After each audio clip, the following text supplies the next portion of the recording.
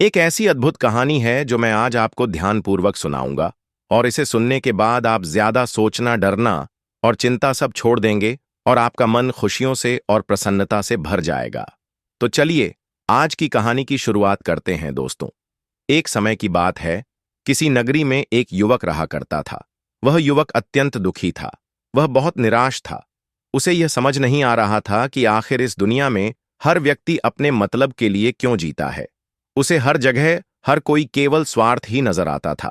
वह हमेशा यही सोचा करता कि उससे कोई प्यार नहीं करता, उसकी कोई परवाह नहीं करता। सब उससे मतलब के लिए अपने संबंध रखते हैं। मतलब खत्म हो जाते ही सब उसे अपने आप से दूर कर देते हैं। दोस्तों, हमारे जीवन में भी कुछ ऐसा ही होता है। हम भी हमेशा किसी न किसी का साथ ढूंढते ही रहते हैं, और जब हमें किसी का साथ नहीं मिल पाता तो हम अपने आप को अकेला महसूस करते हैं, कमजोर महसूस करते हैं। हमें लगता है कि इस दुनिया में हमारे जैसे कोई है ही नहीं। हमें कोई प्यार नहीं करता, हमारी कोई परवाह नहीं करता। लेकिन हम यह भूल जाते हैं कि अंत में तो हर किसी को अकेले ही जाना है। वह व्यक्ति अपने इस अकेलेपन से बहुत परेशान हो चुका था, जिस कारण एक दिन उसने अपना घर छोड़ दिया और एक रास्ते पर निकल पड़ा। उसके मन में कई सारे विचार थे। उन विचारों में मग्न होकर वह उस रास्ते पर आगे की ओर बढ़ता ही जा रहा था। तभी उसे रास्ते में एक आश्रम दिखाई पड़ा। वह उस आश्रम की ओर आगे बढ़ा। तभी उसने देखा कि एक गुरु अपने शिष्यों को ध्यान करना सिखा रहे हैं, और उन्हीं शिष्यों में से एक शिष्य ने अपने गुरु से कहा है, गुरु, आखिर यह ध्यान क्या है और इस ध्यान को करने से हमें क्या लाभ?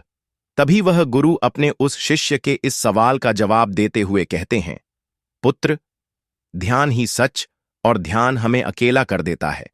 हम जितने ज्यादा अकेले होते जाते हैं, उतना ही हम ध्यान में उतरते चले जाते हैं, और यही अकेलापन तुम्हें सत्य के मार्ग पर ले जाता है, तुम्हें सत्य की प्राप्ति करवाता है। वह युवक आश्रम के बाहर खड़े होकर यह सब कुछ देख रहा था, सुन रहा था। जैसे ही उसने उन गुरुवर के मुख से यह सारी बातें सुनी, वह दौड़ा दौड़ा उन गुरुवर के पास आया और कहने लगा, है गुरु, यदि ध्यान हमें अकेला कर देता है तो इसका मतलब यह हुआ कि मैं इन सब चीजों में श्रेष्ठ हूं। आप तो ध्यान का सहारा लेकर अकेले होते हैं, लेकिन मैं तो ऐसे ही अकेला हूं। मेरा ऐसा कोई नहीं है जिसे मैं अपना कह सकूं, जो मेरी परवाह करता हो, जो मेरा ख्याल रखता हो, और मैं अपनी राह पर अकेला ही चलता चला जा रहा हूं। उस व्यक्ति की यह सारी बातें सुनकर उन गुरुवर ने उस व्यक्ति को ध्यानपूर्वक देखा और उसके बाद उससे कहते हैं, भंते, अगर तुम अकेले हो तो तुम्हारे पीछे तुम्हारा पूरा परिवार, तुम्हारे मित्र, तुम्हारे शत्रु, तुम्हारे सगे संबंधी, इन सब को लेकर तुम कहां जा रहे हो? उन गुरुवर के मुख से यह बात सुनकर वह व्यक्ति चौंक उठा, और उसने तुरंत ही पीछे मुड़कर देखा तो वहां पर कोई नहीं था। तभी वह उन गुरुवर से कहता है, हे गुरुवर, कौन है मेरे पीछे? कोई तो नहीं ना? मेरे परिवार वाले, ना मेरे मित्र, ना मेरे शत्रु, और ना ही मेरे सगी संबंधी। मैं तो सबको पीछे छोड़ आया हूं, क्योंकि कोई मुझे नहीं पूछता, कोई मेरी परवाह नहीं करता, कोई मेरा ख्याल तक नहीं रखता, यहां तक कि मेरी कोई आवाज तक नहीं सुनना चाहता। लेकिन जब किसी के ऊपर कोई समस्या आती है तो वह मुझे अवश्य याद करता है, पर बाकी समय पर वह मुझे पूछते तक नहीं। उन्हें यह तक खबर नहीं होती कि मैं किस हाल में हूं, मैं जिंदा भी हूं या नहीं।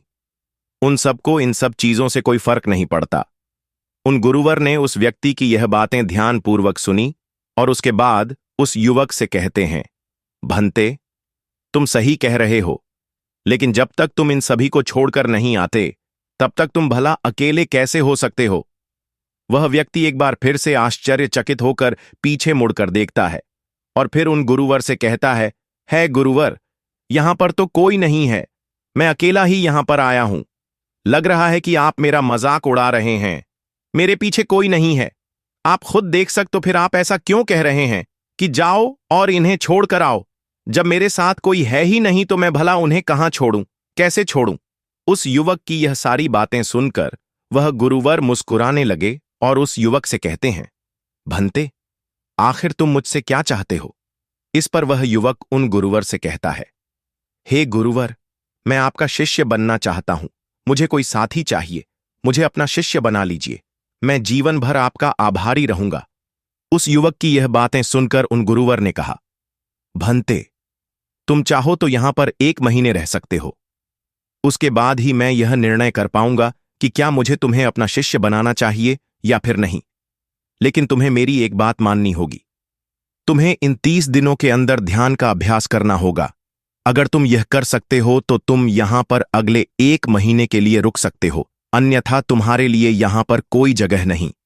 उस व्यक्ति ने काफी सोच विचार कर उन गुरुवर से कहा है, गुरुवर, आप जैसा कहेंगे मैं वैसा ही करूंगा। आप चाहते हैं कि मैं इन 30 दिनों में ध्यान का अभ्यास करूं तो मैं यह करने के लिए तैयार हूं। उस व्यक्ति ने उन गुरुवर की बात मान ली और आश्रम में ही रुक गया। अगले दिन सुबह सुबह वह गुरुवर उस व्यक्ति के पास आए और उस व्यक्ति से कहने लगे, भंते, तुम किससे बात कर रहे हो? तुम्हारा ध्यान कहाँ है? इस पर वह व्यक्ति जवाब देते हुए कहता है, हे गुरुवर, मेरे साथ तो कोई नहीं है, मैं भला किससे बात करूंगा, मैं तो अकेला हूं। तभी वह गुरुवर उस व्यक्ति से कहते हैं, ठीक है, लेकिन अब ध्यान लगाओ, क्योंकि तुमने मुझे वचन दिया था कि इन 30 दिनों में तुम ध्यान का अभ्यास करोगे। उन गुरुवर के कहने पर वह व्यक्ति ध्यान करने बैठ जाता है, लेकिन पहले दिन उसे ध्यान करने में बहुत तकलीफें आती हैं, बहुत सारी परेशानियों का सामना करना पड़ता है। यहां तक कि वह ढंग से लगातार बैठ भी नहीं पा रहा था। उसके पैर मानो सुन्न से हो जाते और उसका पैर मानो काम करना ही बंद कर देता। यह सारी बातें वह गुरुवर देख रहे थे। तभी उन गुरुवर ने उस व्यक्ति से कहा, बंते, तुम जितना देर चाहो उतना देर बैठ सकते हो। यह ऐसा कोई जरूरी नहीं है कि तुम एकाएक लगातार बैठे ही रहो। यदि तुम्हें थोड़ी तकलीफ है तो तुम उठ सकते हो, टहल सकते हो और फिर आकर बैठ सकते हो। इतना कहकर वह गुरुवर वहां से चले गए। अगले दिन सुबह सुबह फिर वह उस व्यक्ति के पास आए और उस व्यक्ति से कहने लगे, भंते कौन है? किससे बातें कर रहे हो? कोई आया है क्या? उन गुरुवर की इस बात का जवाब देते हुए वह व्यक्ति उन गुरुवर से कहता है गुरुवर, यहां पर तो कोई नहीं है, आप खुद देख लीजिए, मैं भला किससे बातें करूंगा। तभी वह गुरुवर एक बार फिर उस व्यक्ति से कहते हैं, चलो ध्यान का अभ्यास करो। तभी वह व्यक्ति उन गुरुवर से कहता है गुरुवर, क्या केवल आंखें बंद करके बैठ जाना, इसे ही ध्यान कहते हैं? अगर इसे ही ध्यान कहते हैं तो यह तो बड़ा ही आसान है और इसे तो कोई भी कर सकता है, केवल आंखें बंद करके बैठना ही तो है। इसका जवाब देते हुए वह गुरुवर उस व्यक्ति से कहते हैं, भंते, केवल आंखें बंद करके बैठ जाना, इसे ध्यान नहीं कहते। ध्यान करने के लिए तुम्हें अपने मन को एकाग्र करना होगा, अपने मन को किसी एक चीज पर लगाना होगा। वह कोई भी चीज हो सकती है, बाहर की कोई आवाज या तुम्हारे भीतर से आने वाली यह सांसें, इन सांसों के अंदर और बाहर होने की आवाज। तुम ऐसी किसी भी चीज पर ध्यान लगा सकते हो जो लगातार वर्तमान समय में घट रही है, ताकि तुम्हारा पूरा ध्यान उस चीज पर एकाग्र हो और तुम्हारा ध्यान कहीं भी भटके नहीं, जिस कारण तुम उस पर ध्यान लगा पाओगे। और एक बात और याद रखना, जब तुम उस चीज पर ध्यान लगाओगे तो तुम्हारा ध्यान हटना नहीं चाहिए। इतना कहकर वह गुरुवर वहां से चले गए। अगले दिन जब वह सुबह सुबह एक बार फिर उस व्यक्ति से मिलने आए तो उन्होंने एक बार फिर उस व्यक्ति से कहा, भंते, आज कौन आया है? किससे बातें कर रहे हो? बड़ी जोर जोर से आवाज आ रही है। तुम यहां पर खुद शांति पाने आए हो या फिर दूसरों को अशांत करने के लिए? वह व्यक्ति उन गुरुवर से कहता है गुरुवर, पर यहां पर तो कोई है ही नहीं, तो मैं भला किससे बात करूंगा? यहां तक कि अभी तक मेरे मुख से एक शब्द तक नहीं निकला है, तो फिर आपको कैसे जोर जोर की आवाजें कहां से आ रही हैं? और जब मैंने एक शब्द भी नहीं बोला तो मैं भला दूसरों के लिए अशांति का कारण कैसे बन सकता हूं? तभी वह गुरुवर उस व्यक्ति से कहते हैं, ठीक है, चलो ध्यान का अभ्यास करो। तभी वह व्यक्ति उन गुरुवर से कहता है, हे गुरुवर, मेरा एक प्रश्न है, क्या मैं आपसे पूछ सकता हूं? तभी वह उस व्यक्ति से कहते हैं, पूछो, तुम्हें क्या पूछना है? तभी वह व्यक्ति उन गुरुवर से कहता है गुरुवर, आप कहते हैं किसी भी एक चीज पर ध्यान लगाओ, जो वर्तमान समय में घट रही हो उस पर अपना पूरा ध्यान लगा दो। लेकिन जब मैं अपनी सांसों पर या फिर किसी ऐसी चीज पर ध्यान लगाने का प्रयास करता हूं जो लगातार घट रही है, तो मेरा ध्यान लगातार नहीं रह जाता। मैं पल पल भटकता रहता हूं। कभी मुझे कुछ याद आने लगता है तो कभी मुझे कुछ और याद आने लगता है। वह पुरानी चीजें, वह पुरानी यादें मेरा पीछा नहीं छोड़ती। आपके कल यहां से चले जाने के बाद मैंने ध्यान करने के लिए बहुत प्रयास किया, लेकिन वह पुरानी यादें बार बार मुझे याद आ रही थी, जिस कारण मैं एक चीज पर ध्यान लगा ही नहीं सका। तो अब मुझे क्या करना चाहिए? उस व्यक्ति की यह सारी बातें सुनकर वह गुरु मुस्कुराने लगे और वहां से चले गए। उन गुरुवर की हंसने की वजह उस व्यक्ति को समझ नहीं आई। अगले दिन सुबह सुबह एक बार फिर वह गुरु उस व्यक्ति के पास पहुंचे और कहा, भंते, ये तुम क्या कर रहे हो? इतना आलस, चारों ओर आलस ही आलस फैला हुआ है। अपने पास से आलस को भगाओ, अन्यथा यह तुम पर हावी हो जाएगा और फिर तुम हमेशा इसके अधीन बनकर रहोगे।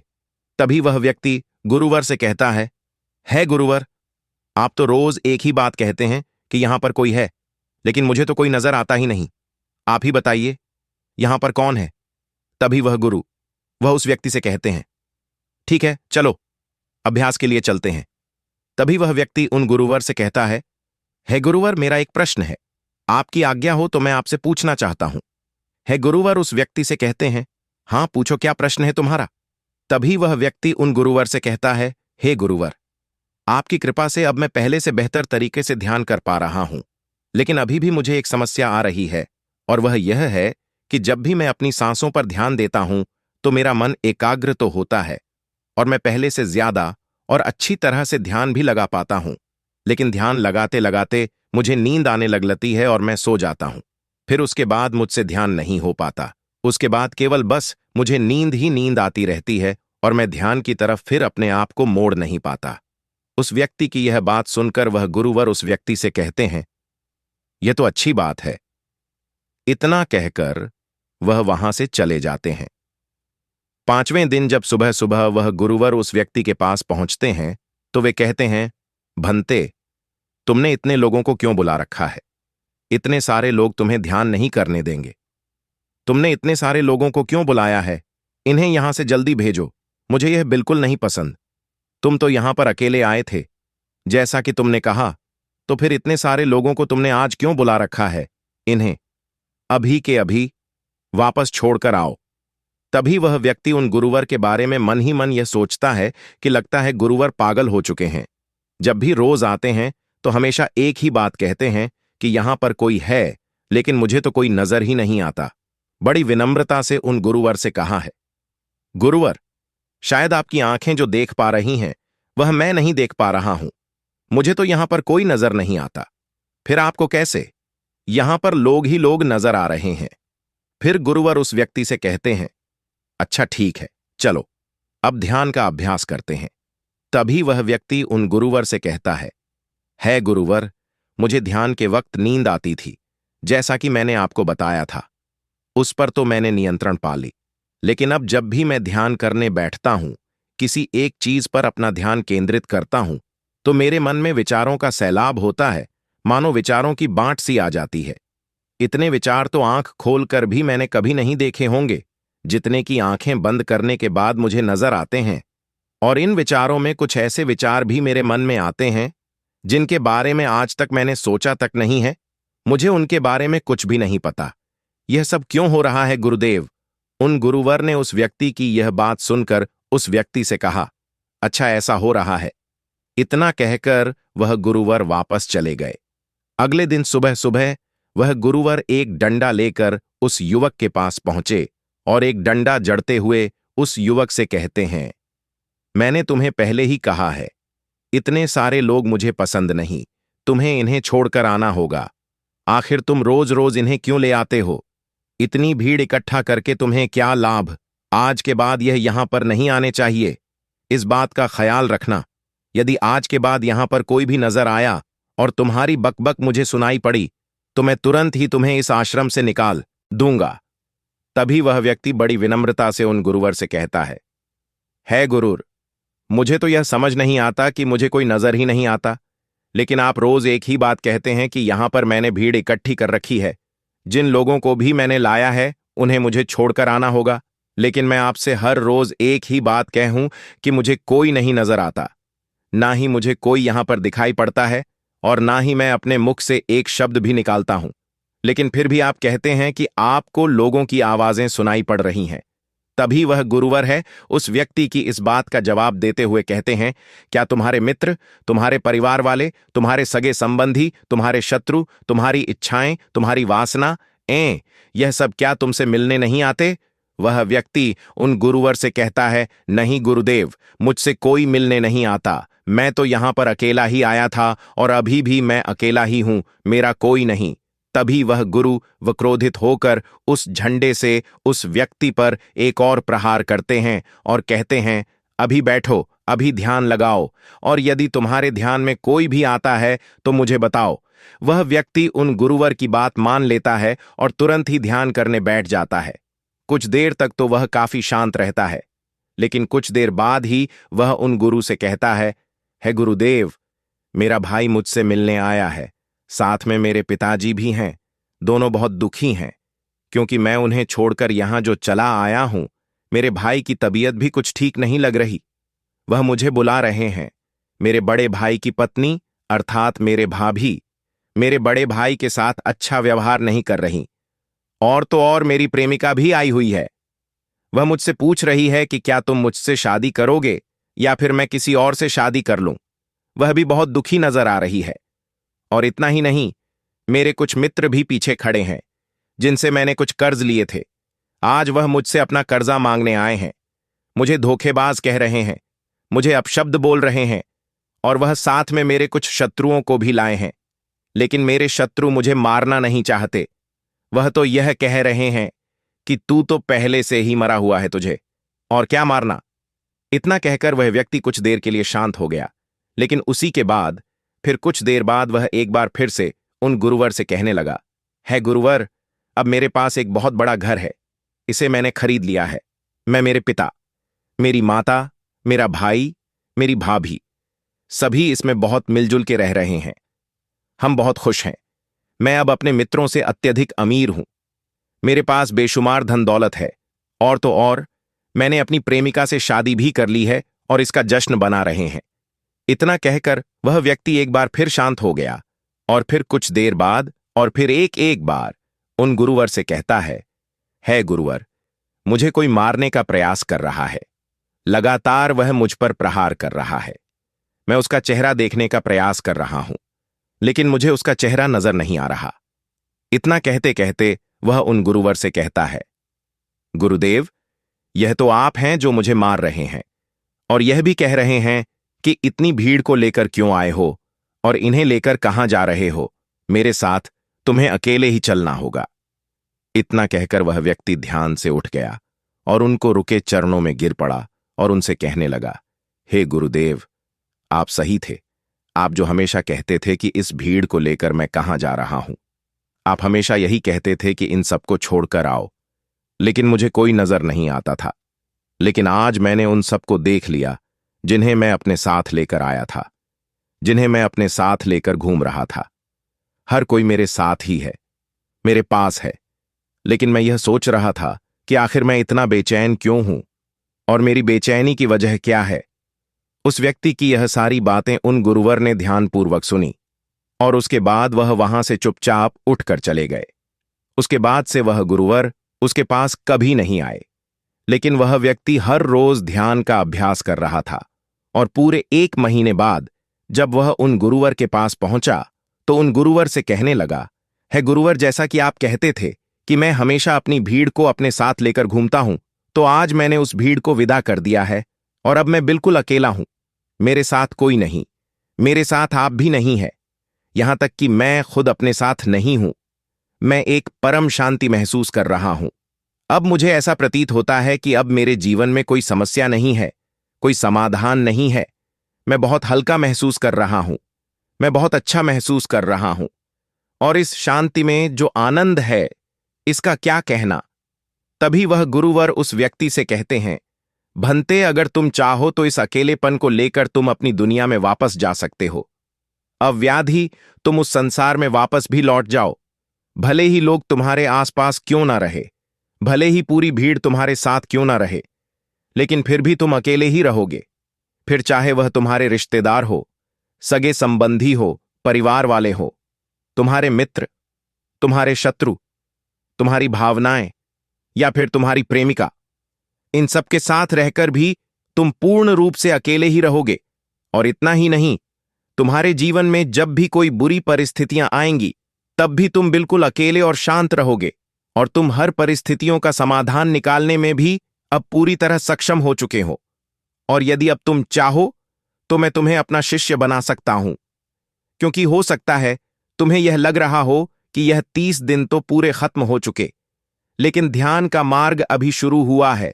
और याद रहे कि अभी तो बहुत कुछ सीखना है, जानना है, लेकिन कुछ रखना नहीं है। यह मार्ग अभी शुरू हो रहा है और यह मार्ग अति लंबा है, और इस मार्ग की शुरुआत शांति से ही होती है। तभी वह व्यक्ति उन गुरुवर को प्रणाम करता है और उनसे कहता है, हे गुरुवर, मैं अपने घर वापस लौटना चाहता हूं, अपने उस संसार में वापस जाना चाहता हूं, ताकि मैं अपनी जिम्मेदारियों को निभा सकूं और साथ ही साथ इस मार्ग पर भी आगे बढ़ सक। यदि आपकी आज्ञा हो। इतना कहकर वह व्यक्ति शांत हो गया। तभी वह गुरु मुस्कुराने लगे और उस व्यक्ति से कहते हैं, भंते मन शांत हो तो सब हो सकता है।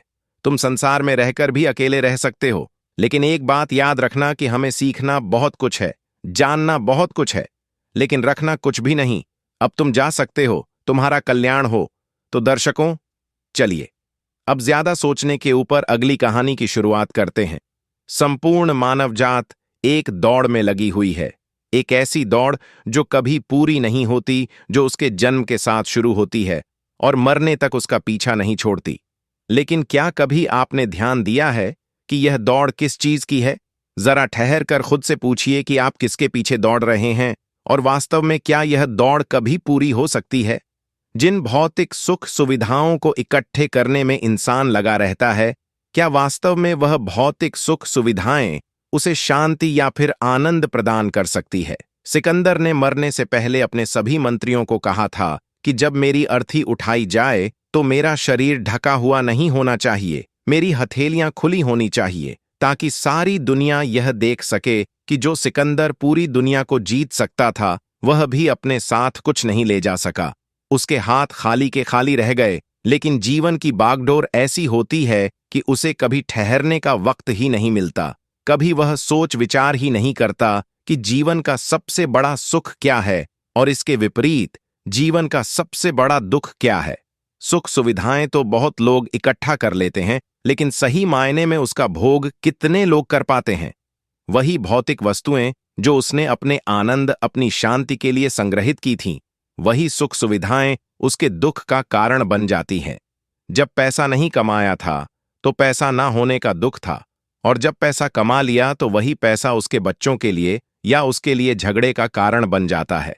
तो फिर कैसे सुख सुविधाएं, किन चीजों के पीछे आप भाग रहे हो? आज की जो कहानी मैं आप लोगों को सुनाने वाला हूं, उसमें आपको जीवन का सबसे बड़ा दुख और सबसे बड़ा सुख पता चलेगा। इससे पहले कि आप इस कहानी में खो जाएं, इस चैनल को सब्सक्राइब जरूर कर लें। तो चलिए कहानी शुरू करते हैं। अपनी गरीबी के दिन याद करके सेठ नानंद की आंखों में आंसू आ गए। आज उसने जीवन में सब कुछ हासिल कर लिया था। सारी सुख सुविधाएं उसके पास थीं। घर में नौकर चाकर थे, हजारों लोग उसके नीचे काम करते थे, जो उसकी एक आवाज पर उसके पास खड़े होते थे। लेकिन फिर भी आज सब कुछ हासिल कर लेने के बाद भी वह दुनिया में अपने आप को सबसे गरीब आदमी समझ रहा था। आखिरकार अपनी गरीबी के दिन याद करके उसकी आंखों में आंसू आ गए। उसके पास कुछ नहीं था, लेकिन तब भी वह प्रसन्न रहता था। लेकिन आज सब कुछ होने के बाद भी वह प्रसन्न नहीं था, और दुनिया में वही आदमी सबसे गरीब होता है जो सब कुछ होते हुए भी अकेला महसूस करता है। उसे एहसास होने लगा था कि धन संपदा या भौतिक सुख सुविधाएं उसके मन की पूर्ति नहीं कर सकती। लेकिन अब तो बहुत देर हो चुकी थी। उसका पूरा जीवन बीत चुका था। अब पूरे जीवन की कमाई उसे व्यर्थ लगने लगी। उसे लगने लगा कि उसने जो कुछ कमाया वह सब यूं ही था, व्यर्थ था। यह एहसास उसे जीवन में पहले कभी नहीं हुआ था। काश उसे यह एहसास पहले हो गया होता तो वह ठहर जाता, रुक जाता, रुककर चिंतन करता कि जो चीज वह इकट्ठी कर रहा है, क्या वास्तव में वह इकट्ठी करने लायक है। अगर उसे यह बात पहले पता चल गई होती तो वह अपने जीवन में सार्थकता खोजने की कोशिश करता। वह उस रहस्य के बारे में खोज करता जो उसके मन की पूर्ति करता, जो उसका अकेलापन दूर करता, जो उसके जीवन को संपूर्ण बना देता। उसने अपने दोनों बेटों को अपने पास बुलाया और उन्हें जीवन की सीख समझाने की कोशिश करने लगा। सेठ ने अपने बेटों से कहा कि बेटा, मेरे को तो जीवन में कोई बताने वाला नहीं था, सही रास्ता दिखाने वाला कोई था ही नहीं, इसलिए मैं उस रास्ते पर चलता रहा जिसका कोई अंत नहीं था। और आखिर में पहुंचकर मुझे महसूस हुआ कि जितना रास्ता मैं तय करके आया हूं उतना ही रास्ता बाकी और है। शायद मैं गलत रास्ते पर निकल पड़ा था और अब इतना समय नहीं बचा कि मैं नए रास्ते पर फिर से नया सफर शुरू करूं। उसने अपने दोनों बेटों से कहा कि बेटा, पता है दुनिया में सबसे बदनसीब आदमी कौन होता है? वो जिसके पास सब कुछ होते हुए भी कुछ नहीं होता, जो अपने आप को सब कुछ होते हुए भी अकेला महसूस करता है। भला इससे बड़ा दुख, इससे बड़ी बदनसीबी और क्या हो सकती है? यह सुनकर उसके बड़े बेटे ने कहा कि पिताजी, सब कुछ तो आपके पास है, धन संपदा, पूरा परिवार, सारी खुशियां आपके पास हैं, लेकिन फिर भी आप अपने आप को बदनसीब क्यों समझते हैं? उसका बड़ा बेटा वह नहीं समझ पा रहा था जो उसके पिता उसे समझाने की कोशिश कर रहे थे। फिर भी उसने अपनी बात को समझाने की कोशिश करते हुए कहा, अभी तुम्हें लगता है कि जीवन में तुम्हारे पास सब कुछ है। मुझे भी तुम्हारे उम्र में ऐसा ही लगता था, लेकिन अब मैं बूढ़ा हो चला हूं। कुछ समय बाद मेरी मृत्यु भी नजदीक है और अब मुझे एहसास हो रहा है कि दुनिया में तो सब कुछ पीछे छूट जाता है। घर परिवार, रुपया पैसा, धन संपदा, सब कुछ यही रह जाता है और आखिर में मेरे साथ जाएगा क्या? क्या मैं सबसे अकेला इंसान नहीं हूं? क्या मैं दुनिया का सबसे बदनसीब आदमी नहीं हूं, जिसके पास सब कुछ होते हुए भी वह अपने साथ कुछ भी नहीं ले जा सकता? सेठ के बेटे ने सेठ से सवाल पूछा कि पिताजी, फिर दुनिया में क्या इकट्ठा करना चाहिए? ऐसे तो हर इंसान अकेला ही होता है। कौन इंसान इस दुनिया में भला ऐसा होता है जो अपने साथ इस दुनिया की सुख सुविधाएं या फिर अपना परिवार को साथ लेकर जाता है? सब लोग तो अकेले ही जाते हैं। फिर तो दुनिया में हर एक आदमी बदनसीब ही हुआ। यही सवाल सेठ के मन में भी उठ रहा था, लेकिन उसके खुद के पास इसका कोई जवाब नहीं था, तो वह अपने बेटे को भला इसका क्या उत्तर देता। इसीलिए उसने अपने बेटे से कहा कि बेटा, मैं खुद इस सवाल का जवाब तलाश रहा हूं। अगर एक आदमी के पास सब कुछ होते हुए भी वह अकेला है, उन भौतिक सुख सुविधाओं का वह भोग नहीं कर पा रहा है, तो वह सबसे बड़ा दुख हुआ। मैं मानता हूं दुनिया का सबसे बड़ा दुख यही है कि आपके पास सब कुछ होते हुए भी आप अकेलापन महसूस करो। लेकिन इसके विपरीत दुनिया का सबसे बड़ा सुख क्या हो सकता है? इस सवाल का जवाब तो मेरे बेटे मुझे भी नहीं पता। इसीलिए मैं यह चाहता हूं कि मेरे मरने से पहले जी सवाल का जवाब मुझे नहीं मिला, वह जवाब तुम अपने जीवन में ढूंढो और यकीन मानो, अगर तुमने अपने जीवन में इस सवाल का जवाब ढूंढ लिया तो तुम दुनिया के सबसे सुखी इंसान कहलाओगे। यह कहानी सुनाकर गुरु ने अपने शिष्यों से सवाल पूछा कि दुनिया में सबसे बड़ा सुख क्या होता है। सभी शिष्य ध्यानपूर्वक अपने गुरु की यह कहानी सुन रहे थे। संध्या का समय था, धीमी धीमी हवा चल रही थी, जिससे कि पेड़ की पत्तियां हिल रही थीं, आसमान में पक्षी सहचा रहे थे, सूर्य अस्त होने को आया था और सभी शिष्य अपने गुरु से इस सवाल का जवाब जानना चाहते थे। लेकिन इससे पहले ही गुरु ने अपने शिष्यों से सवाल पूछ लिया। इसका उत्तर देते एक शिष्य ने कहा कि गुरुदेव, दुनिया में सबसे सुखी इंसान वही है जिसका शरीर सुखी है। अगर आपके शरीर में बीमारियां हैं तो आपके पास कितनी भी भौतिक सुख सुविधाएं हों, आपके लिए वह व्यर्थ है। और इसके विपरीत अगर आपका शरीर सुखी है, अगर आपका शरीर स्वस्थ है, तो चाहे आपके पास कुछ भी नहीं हो, लेकिन उसके बावजूद आप अपने जीवन में सुखी रहोगे। इसीलिए संसार का सबसे बड़ा धन हमारा शरीर होता है। यह सुनकर दूसरे शिष्य ने उसका विरोध करते हुए कहा कि गुरुदेव, दुनिया में बहुत से लोग ऐसे हैं जिनका शरीर एकदम स्वस्थ है, लेकिन बावजूद इसके वह अपने जीवन में सुखी नहीं है। मैं मानता हूं कि जीवन में सबसे ज्यादा सुखी वही इंसान है जिसका मन सुखी है। गुरु ने अपने इस शिष्य से सवाल किया कि अच्छा, यह बताओ कि मन को सुखी किस प्रकार किया जा सकता है। इसका जवाब देते हुए उस शिष्य ने कहा कि गुरुदेव, मन कभी भी संतुष्ट नहीं होता है। अगर हम किसी प्रकार मन को संतुष्ट करना सीख लें तो फिर हम किसी भी परिस्थिति में आनंद और शांति से रह सकते हैं। लेकिन समस्या यही होती है कि मन का भला कभी होता ही नहीं है। मन को चाहे कितना भी खिला दो, लेकिन उसकी भूख कभी पूरी नहीं होती, चाहे उसको कितना ही धन दे दो। लेकिन बावजूद इसके इसका लालच बढ़ता ही जाता है। अब गुरु ने सभी शिष्यों को समझाना शुरू किया। गुरु ने कहा कि अज्ञानतावश मनुष्य कभी यह समझ नहीं पाता कि उसका मन हमेशा से खाली था, लेकिन व्यर्थ की चिंताएं, व्यर्थ के लक्ष्य अपने जीवन में बनाकर उसने अपने मन को बांध लिया। जिस मन की प्रवृत्ति हमेशा खाली रहने की थी, उसने उस मन को कूड़े कचरे से भर लिया। इसीलिए वह मन जो बचपन में हमेशा खाली रहता था, हर चीज में, हर खेल में आनंद ढूंढ लेता था, अकेले में भी आनंदपूर्वक शांतिपूर्वक रहता था, अब वही मन सब कुछ मिल जाने के बाद भी हमेशा दुखी रहता है। लेकिन अगर इंसान सिर्फ वर्तमान में रहना सीख ले, सिर्फ इतना सा होश प्रकट कर ले कि उसे हमेशा वर्तमान में रहना है, न तो भविष्य की कल्पनाओं में, न अतीत की यादों में, सिर्फ वर्तमान में, सिर्फ इस एक सूत्र से वह अपने पूरे जीवन को बदल सकता है। वर्तमान में रहकर सभी सूक्ष्म सुविधाओं का भोग करना, पूर्ण होश के साथ, पूर्ण आनंद के साथ हर एक चीज का भोग करना, सिर्फ यही जीवन को सुखी बना सकता है। हम हर चीज को, हर काम को, हर रिश्ते को आधे अधूरे मन से निभाते हैं। जैसे कि खाना खाते समय हमारा दिमाग कहीं रहता है, हमारा शरीर कहीं रहता है, और इसीलिए जब शरीर और मन में दूरी पैदा होती है तो उससे तनाव पैदा होता है। अगर आपका शरीर और आपका मन और मस्तिष्क सभी एक जगह पर संगठित होना सीख ले, तो फिर आप अपने जीवन में उस शांति, उस आनंद का एहसास कर पाएंगे जो बड़े बड़े योगी पहाड़ों में तपस्या करके प्राप्त करते हैं। लेकिन इसके लिए जीवन में ज्ञान के प्रकाश का उदय होना बहुत आवश्यक है, क्योंकि अज्ञानता में आप अपने मन को कभी नहीं समझ पाएंगे। मन को समझना इस दुनिया का सबसे कठिन कार्य होता है। अगर आप अपने मन को जबरदस्ती वर्तमान में खींच कर लाने की कोशिश करेंगे तो आप बहुत जल्दी परेशान हो जाएंगे। यह कार्य बड़े धीरे धीरे, बड़ी निष्ठा और प्रेम के साथ किया जाता है, बड़े संयम के साथ किया जाता है। अगर आप इसको जबरदस्ती करने की कोशिश करेंगे तो आप तनाव में आ जाएंगे, आप बहुत जल्दी हार मान लेंगे। इसलिए कदम कदम पर आगे बढ़ा जाए, तब मंजिल सामने ही है। और यह कहकर गुरु ने सभी शिष्यों से कहा कि अब हम ध्यान करेंगे। ध्यान करने से मनुष्य का मन, उसका मस्तिष्क वर्तमान में स्थापित होना सीख जाता है। धीरे धीरे प्रतिदिन ध्यान का अभ्यास करने से वह उस आनंद और शांति का अनुभव कर पाता है जो सांसारिक वस्तुओं में कहीं नहीं मिलता, जो किसी भौतिक सुख सुविधा में नहीं मिलता।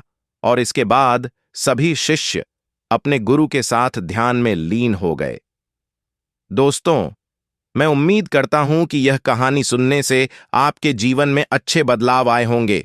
आपको इस वीडियो से क्या सीखने मिला, यह कमेंट करके जरूर बताएं, और अपने परिवार, दोस्तों या आपके करीबी इंसान के साथ यह कहानी शेयर करके उन्हें भी इस ज्ञान से परिचित करवाएं। बाकी अगर आपको यह वीडियो दिल से अच्छी लगी हो तभी इस वीडियो को लाइक कर देना, और आपने अब तक इस चैनल को सब्सक्राइब ना किया हो तो चैनल को सब्सक्राइब भी जरूर कर देना। आपका हर दिन शुभ हो और खुशियों से आपका जीवन भरा रहे। धन्यवाद। नमो बुद्धाय।